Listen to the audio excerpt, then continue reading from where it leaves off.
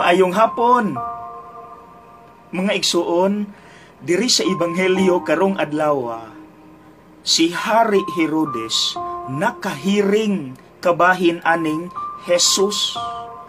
Muayo og masakiton, mupapahawa og yawa, maayo musangyaw. Mautong unsay gisulat sa Ebanghelyo, gusto siyang makikita kang Jesus. Sa unang tingin, lami paminaw, no? Pero kung atong palaluman pagtanaw, dili di ay lami ang iyang intensyon, mga igsuon. Kabalo mo, nganong makikita siya kang Jesus? Sigurado ta, dili nga gusto siyang masangyawan. Kay kung masangyawan siyang Jesus, maulawan gyud siya. Maingnan siya sa Ginoo. Kanang imong relasyon sa imong asawa, incest ka na, sala na, kay nakikipon ka sa asawa sa imong igsuon. Di ganahan si Herodes maminaw, ana. So unsa kahay rason nga makikita siya kang Jesus? Tungod lang sa milagro, gusto siyang makakita og magic. Ingon ana ra ka mabaw, bati. Ug ang pinakasakit kani, diha nato makita na ay arrogance, na ay garbo kini si Herodes. Unsay ebidensya?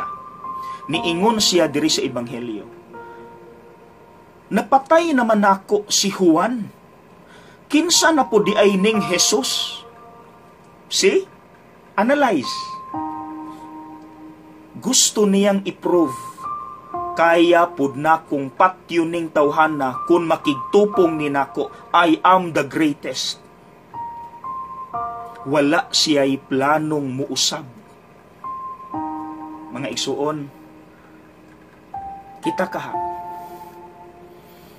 basinaapod nato ng arrogance, kanang garbo. Maunang mangutana ko, kung naalang ha, unsay sitwasyon nimo karon, diin ang imong arrogance, ang imong garbo, mao'y nagpugong nimo sa imo untang kabaguhan. Wala ka mabag-o kay naapa ka sa imong garbo. Unsay sitwasyon nga imong gisinati karon. Mga igsuon, hinay-hinayan unta nato ng garbo ug wala. Dili na dali, pero ampo lang ta pirmi, dayon kada adlaw hinay-hinay lang.